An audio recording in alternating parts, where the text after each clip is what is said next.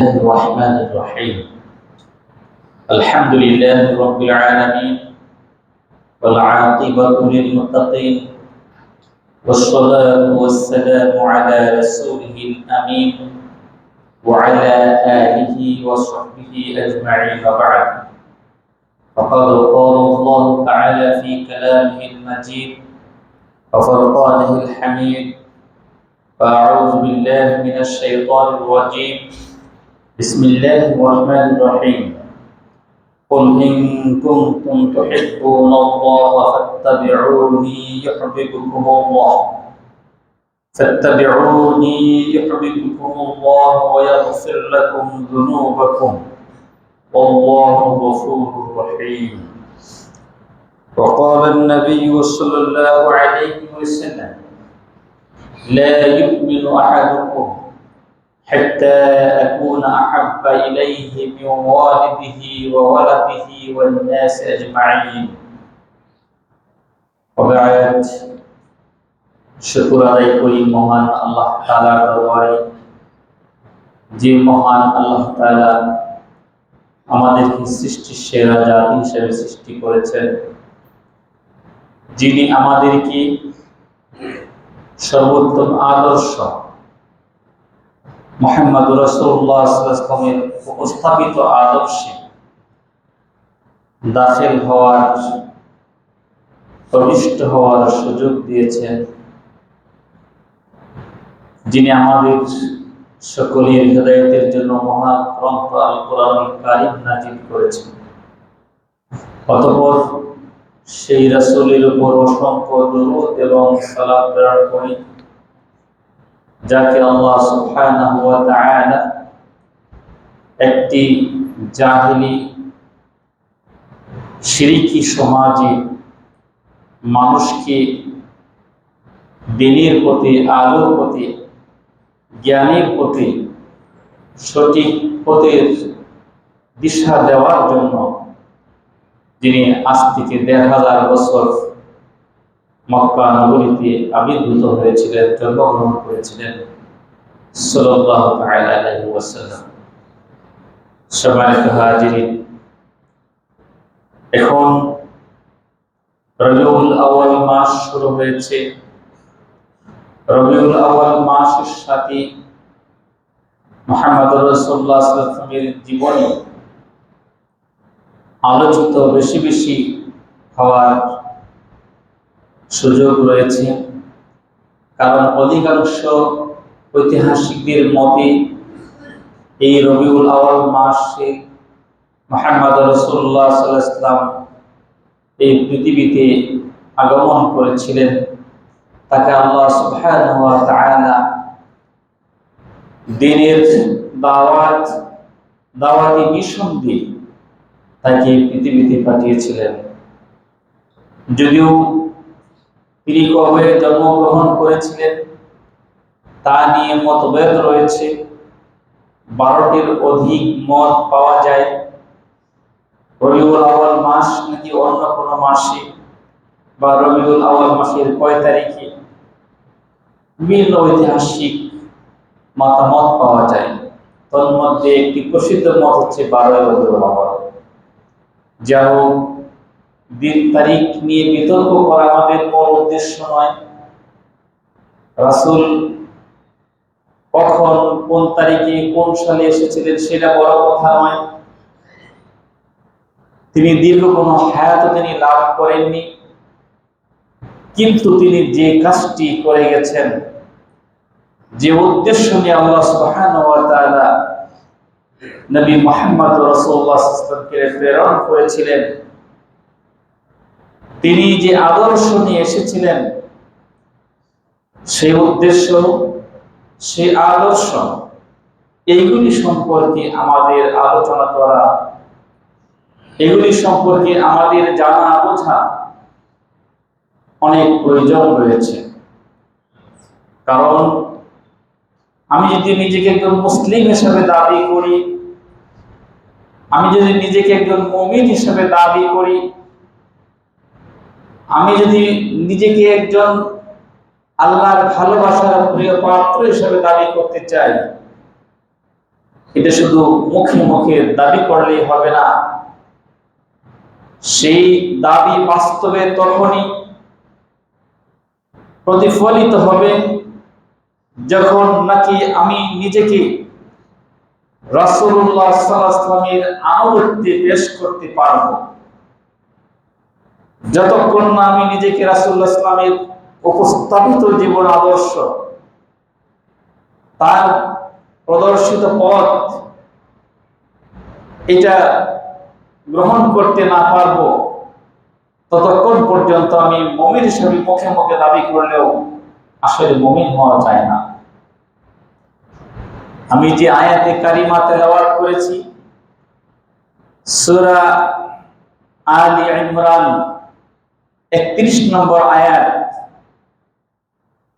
এই আয়াত নাজিল হওয়ার প্রেক্ষাপট রয়েছে তাফসিরে ইবনে কাসির এসেছে, একদল লোক রাসূলুল্লাহ সাল্লাল্লাহু আলাইহি ওয়াসাল্লামের দরবারে এসে নিজেদেরকে আল্লাহর ভালোবাসার পাত্র হিসেবে উপস্থাপন করলো। তারা দাবি করলো আমরা আল্লাহকে ভালোবাসি, আল্লাহকে মহব্বত করি।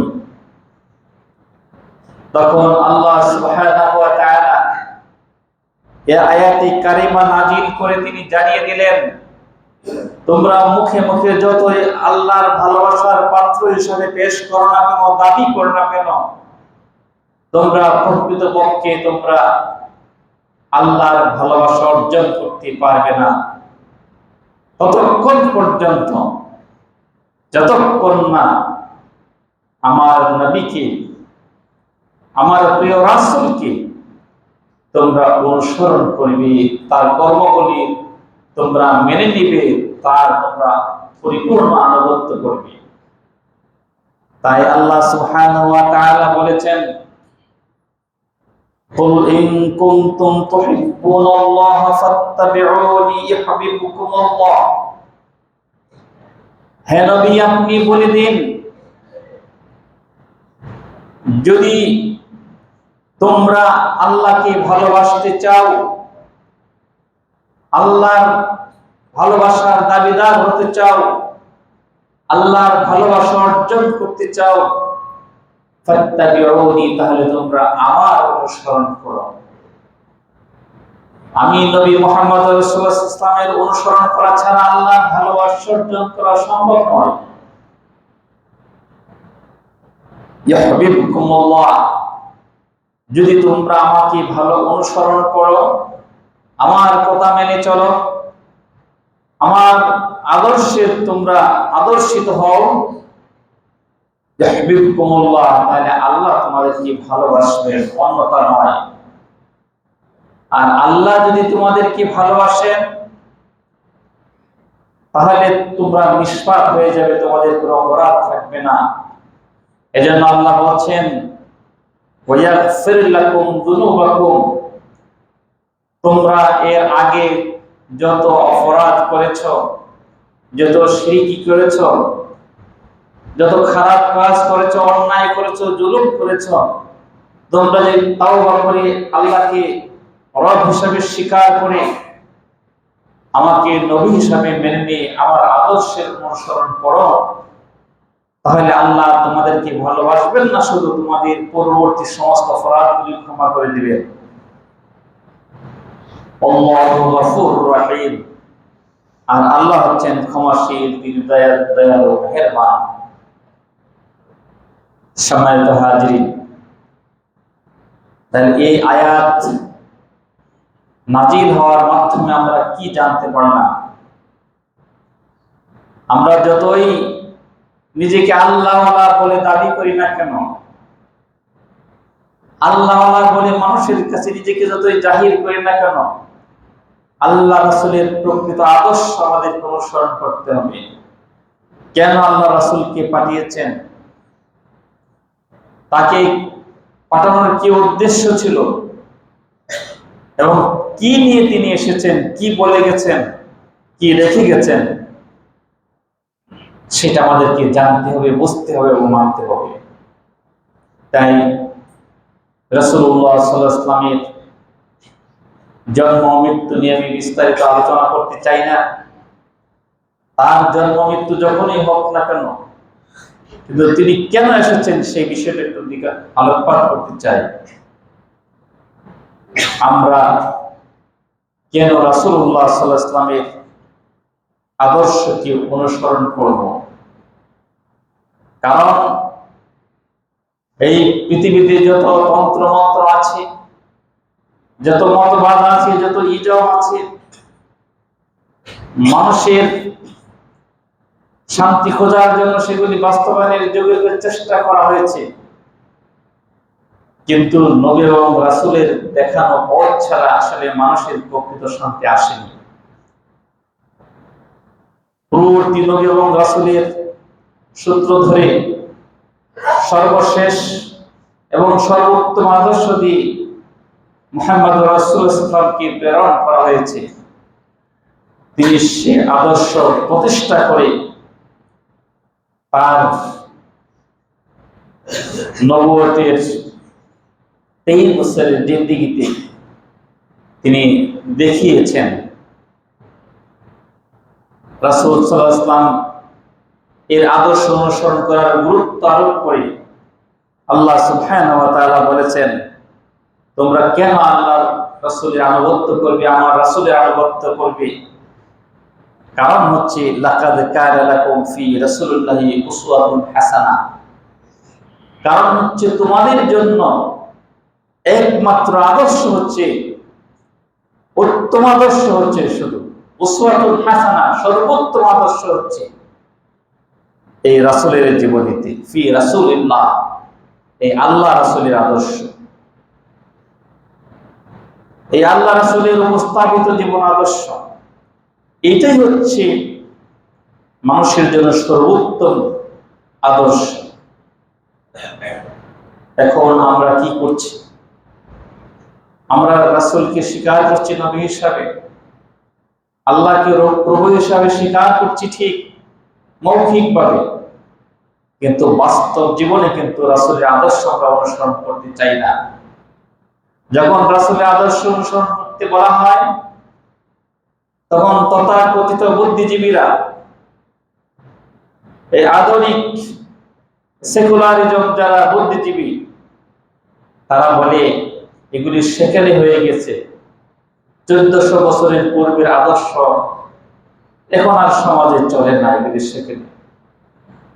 অথচ রাসূল ইসলামের আদর্শের সর্বোত্তম আদর্শ বলা হয়েছে কোরআন কারীম, এবং সর্বাধুনিক আদর্শ।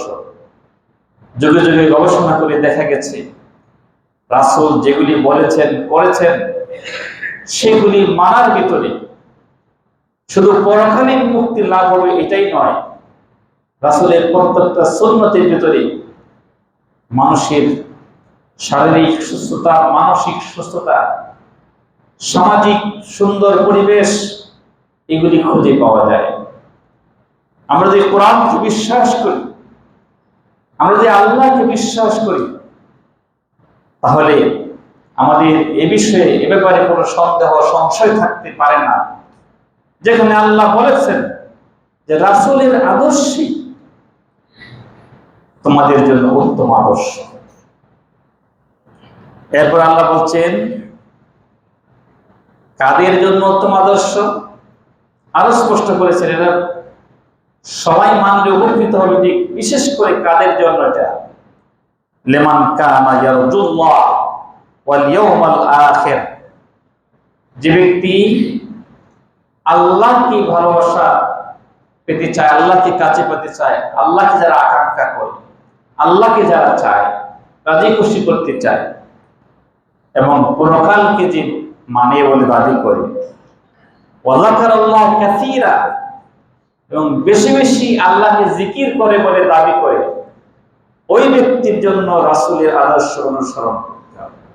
যে বলে আমি আল্লাহকে মানি, আল্লাহর মহব্বত চাই, ভালোবাসা চাই, যে বলে আমি পরকালকে বিশ্বাস করি, যে বলে আমি আল্লাহকে জিকির করি, আল্লাহর জিকির বেশি করে করি, যেই বলে যে দাবি করতে চায়, পেশ করতে চায় মানুষের কাছে, সেই ব্যক্তির রাসূলের আদর্শ বাদ দেয়া নিজের মন গড়া মতো ইসলাম প্রতিষ্ঠা করার জন্য সুযোগ নেই। নিজের মতো চলার কোন সুযোগ নেই। এজন্য আল্লাহ তাআলা আরেক জায়গায় বলেছেন, আতিউল্লাহ ওয়া আতিউর রাসূল, হে নবী আপনি বলুন, কুল আতিউল্লাহ, হে নবী আপনি বলুন তোমরা আল্লাহর আনুগত্য করো, ওয়া রাসূলা, তার রাসূলের আনুগত্য করো। ফাইন তাওয়াল্লাউ, যদি তোমরা এই আনুগত্য থেকে মুখ ফিরিয়ে নাও, অন্য কোনো উপায় উপকরণ তালাশ করো, অন্য কোনো মতবাদের পিছনে ছোট, ফাইন্নাল্লাহা লা ইউহিব্বুল কাফিরিন, ওই সমস্ত কাফের বান্দাদেরকে আল্লাহ তাআলা কখনো পছন্দ করে না, মহব্বত করে না, ভালোবাসেন না। একজন মুমিনের জন্য শর্তই হচ্ছে রাসূলের আনুগত্য। রাসূলের আনুগত্য ছাড়া কেউ নিজেকে ঈমানদার হিসেবে দাবি করতে পারে না। আল্লাহ তাআলা বলেছেন, আতিউল্লাহ ওয়া রাসূলা, তোমরা আল্লাহ এবং তার রাসূলের আনুগত্য করো, ইন কুনতুম মুমিনিন, যদি তোমরা নিজেদেরকে মুমিন বলে দাবি করো, মুমিন হয়ে থাকো, এই কথা তোমরা বলো, তাহলে আল্লাহর এবং তার রাসূলের আনুগত্য করতে হবে। এক শ্রেণী বলে যে কোরআন মানি, হাদিস মানি না, এগুলি সমাজে বিশাল বিতর্ক। কোরআনে যা আছে সেটাই মানতে হবে, হাদিস মানা ছাড়া আবার কোরআন কি করে মানবে?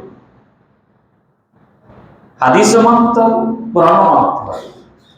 কোরআন কার উপর নাজিল হয়েছে, কি উদ্দেশ্যে নাজিল হয়েছে, কি জন্য নাজিল হয়েছে, সেগুলি কে আমাদেরকে জানিয়েছে? তিনি আমাদের নবী মুহাম্মদ রাসূলুল্লাহ সাল্লাল্লাহু আলাইহি ওয়াসাল্লাম। আমি হাদিস যদি না মানি, তাহলে এই হেরা গুহা যে কোরআন নাজিল হইল, কোরআন নাজিল হওয়ার পরে রাসূল বাড়িতে গেলেন, খাদিজা রাদিয়াল্লাহু তাআলা আনহাকে বললেন, পরিবারকে বললেন, জামিলুনি জামিলুনি, আমাকে কম্বল দ্বারা আচ্ছাদিত করো, আমার ভয় হয়েছে, আমার উপর যেন কি নাজিল হয়েছে। এগুলি তো রাসূলের হাদিসেই পাওয়া যায়। এই কোরআন নাজিলের ইতিহাসটাই আমরা কিভাবে জানলাম? হাদিস ছাড়া। সুতরাং কোরআন এক নম্বরে ঠিক আছে, এরপরে হচ্ছে হাদিস, এবং কোরআন বোঝার জন্য হাদিস লাগে। এই যে শান নজুলগুলি রয়েছে বিভিন্ন হাদিসে, এগুলি প্রেক্ষাপট জানার জন্য হাদিস অধ্যয়ন করা লাগে, হাদিস বোঝা লাগে। সুতরাং একটাকে বাদ দিয়ে আরেকটা চলবে না, দুইটাই লাগবে। এক নম্বর থাকবে কোরআন। সম্মানিত সুধী, আল্লাহ তাআলা বলেছেন, ইয়া আইয়ুহাল্লাযীনা আমানু আতিউল্লাহ ওয়া আতিউর রাসূল, হে বিশ্বাসীগণ তোমরা আল্লাহ এবং রাসূলের আনুগত্য করো, এবং তোমাদের ভিতরে যারা দায়িত্বশীল, যারা ইসলামী সংগঠনের নেতৃত্ব দেয়, তাদের তোমরা আনুগত্য করো। ফাইন তানাযাতুম ফি শাইইন ফারুদ্দুহু ইলাল্লাহি ওয়া রাসূল, যদি কোনো বিষয়ে তোমাদের ভিতরে মতবিরোধ দেখা যায়, তাহলে তোমরা সেটা আল্লাহর দিকে, আল্লাহর ফয়সালার দিকে এবং রাসূলের ফয়সালার দিকে তোমরা ফিরিয়ে নাও। আল্লাহর ফয়সালা মানে কোরআন, আর রাসূলের ফয়সালা কোনটা? এটি তো হাদিস। কোরআন এবং হাদিসের দিকে, রাসূলের জীবনের দিকে, রাসূলের যে জীবনেটা লেখা হয়েছে, তার কর্মগুলি, তার কথাগুলি বর্ণনা করা হয়েছে, সেটার নাম হচ্ছে হাদিস। আল্লাহ এবং তার রাসূলের ফয়সালার দিকে তোমরা ফিরিয়ে দাও। ইন কুনতুম তুমিনুনা বিল্লাহ, যদি তোমরা আল্লাহর উপর ঈমান এনেছো বলে দাবি করো, ওয়াল ইয়াউমিল আখির, পরকালে বিশ্বাস করেছো, বিশ্বাস হিসেবে নিজেদেরকে দাবি করো, যালিকা খায়রু ওয়া আহসানু তা'ওয়িলা, এটাই হচ্ছে তোমাদের জন্য কল্যাণকর এবং তোমাদের পরিণতির দিক থেকে অনেক ভালো। সুতরাং আল্লাহ এবং রাসূলের আনুগত্য করা ছাড়া পরকালীন বিশ্বাস বলি, ভালো পরিণতি বলি, এটা আমাদের দ্বারা লাভ করা সম্ভব না। এই জন্য আল্লাহ তাআলা আরেক জায়গায় বলেছেন, ফালা রাব্বিকা লা ইউমিনুনা, ততক্ষণ পর্যন্ত আপনার রবের কসম, তারা ইমানদার হতে পারবে না যতক্ষণ না হাত্তা ইউহাক্কিমুকা, আপনাকে ফয়সালাকারী হিসেবে তারা মানে, আপনাকে হাকিম হিসেবে তারা মানে, ফিমা শাজারা বাইনাহুম, তাদের ভিতরে বিভিন্ন যে মতভেদ, বিভিন্ন ঝগড়া ফাসাদ, এইগুলি বিষয়ে মীমাংসার জন্য যতক্ষণ না রাসূলের ফয়সালাকে মানা হবে, ততক্ষণ তারা ইমানদার হিসেবে দাবি করার কোনো সুযোগ নেই। শুধু তাই না, মানতে তো হবেই। মানার জন্য শুধু মানা না, এই মানার ক্ষেত্রেও শর্ত আছে। সুম্মা লা ইয়াজিদু ফি আনফুসিহিম, তাদের অন্তঃকরণের ভিতরে কোনো দ্বিধা সংকোচ এই বিষয় থাকতে পারবে না। হারাজাম মিম্মা কাদাইতা, যে বিষয়ে আপনি ফয়সালা দিয়েছেন, কোনো দ্বিধা সংকোচ, কোনো সংশয় এগুলি থাকা যাবে না। ওয়াইসাল্লিমু তাসলিমা, এবং সেটা সর্বান্তকরণে গ্রহণ করতে হবে। ততক্ষণ ইমানদার দাবি করে কোনো লাভ নাই। সম্মানিত হাজিরিন,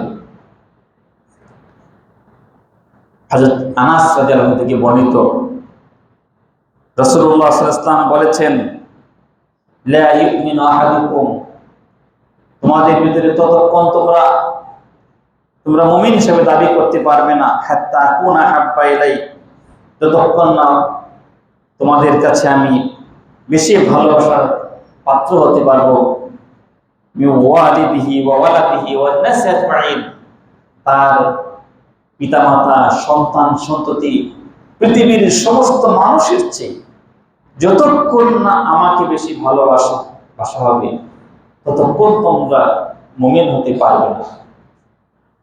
সহিহ বুখারী হাদিস। হযরত আনাস থেকে আরেকটি হাদিস বর্ণিত আছে, রাসূল বলেছেন, মান আহাব্বা সুন্নতি ফাকাদ আহাব্বানি, যে ব্যক্তি আমার সুন্নতকে অনুসরণ করবে সে আমার ভালোবাসা অর্জন করবে। ওমান আহাব্বানি কানা মাই ফিল জান্নাহ, আর যে ব্যক্তি আমার ভালোবাসা অর্জন করলো সে জান্নাতে আমার সাথে অবস্থান করবে। সুবহানাল্লাহ ওয়া বিহামদিহি। সম্মানিত হাজিরিন, সুতরাং আল্লাহ রাসূলের আদর্শ আমাদের অনুসরণ করা কতটুকু জরুরি, এই সমস্ত আয়াত থেকে, এই হাদিস থেকে আমরা সুস্পষ্টভাবে বুঝতে পারি। হযরত ওমর ফারুক রাদিয়াল্লাহু তাআলা আনহু, তিনি একদিন আল্লাহ রাসূলের কাছে এসে বললেন, ইয়া রাসূলুল্লাহ, আমি আপনাকে ভালোবাসি, আমার জীবনের পরে শুধু আমার জানটাকে আমি বেশি ভালোবাসি, এরপরে আপনাকে ভালোবাসি। রাসূল বললেন, তোমার এই ভালোবাসা হলো না, এই ভালোবাসাতে তুমি প্রকৃত ইমানদার হতে পারবে না যতক্ষণ না তোমার জীবনের চেয়েও আমাকে বেশি ভালোবাসবে। এরপর ওমর বললেন, আমি আমার জীবনের চেয়ে আপনাকে বেশি ভালোবাসি। ইসলামের প্রথম খলিফা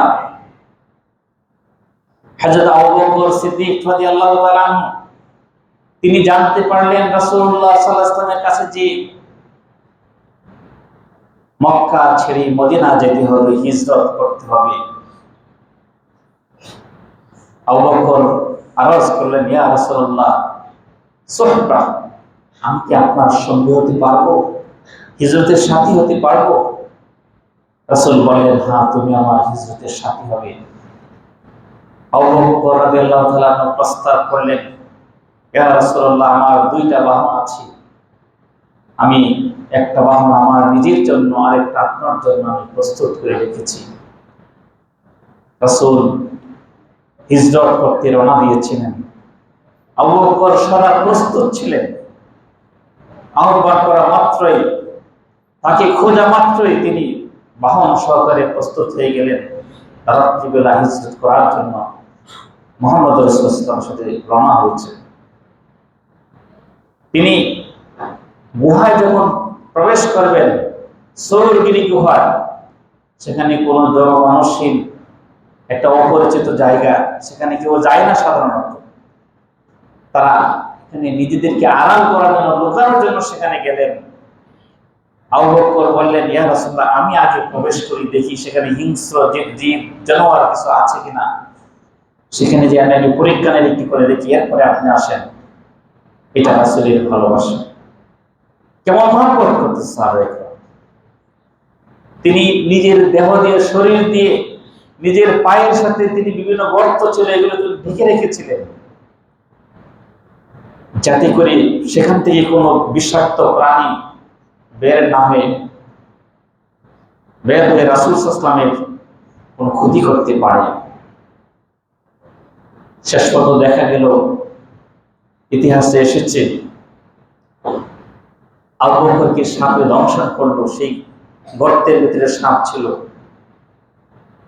তিনি রাসূল সাল্লাল্লাহু আলাইহি ওয়াসাল্লাম পরিশ্রান্ত, তিনি ঘুমিয়েছেন। ঘুম থেকে জেগে দেখলেন আবু বকরের টপ টপ করে চোখ দিয়ে পানি পড়ছে, কিন্তু নড়াচড়া করছে না, রাসূলের যাতে কষ্ট না হয়।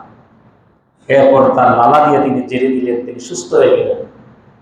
রাসূলকে কতটুকু ভালোবাসেন, নিজের কষ্ট সহ্য করে তিনি রাসূলকে তিনি শান্তি দিয়েছেন, আরাম দিয়েছেন।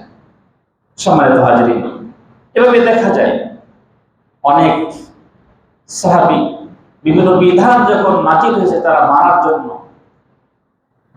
হুদায়বিয়ার সন্ধির সময় কত কঠিন ছিল সন্ধির শর্তগুলি, যেগুলি আপরিক দৃষ্টিতে মনে হয়েছিল মুসলমানদের বিপক্ষে চলে গিয়েছে, তারা প্রথম অবস্থায় কিছুটা পিছুটান দিয়েছিল, কিন্তু সর্বশেষ তারা কঠিন সিদ্ধান্তগুলি তারা মেনে নিয়েছিল, রাসূলের সিদ্ধান্ত মেনে নিয়েছিল।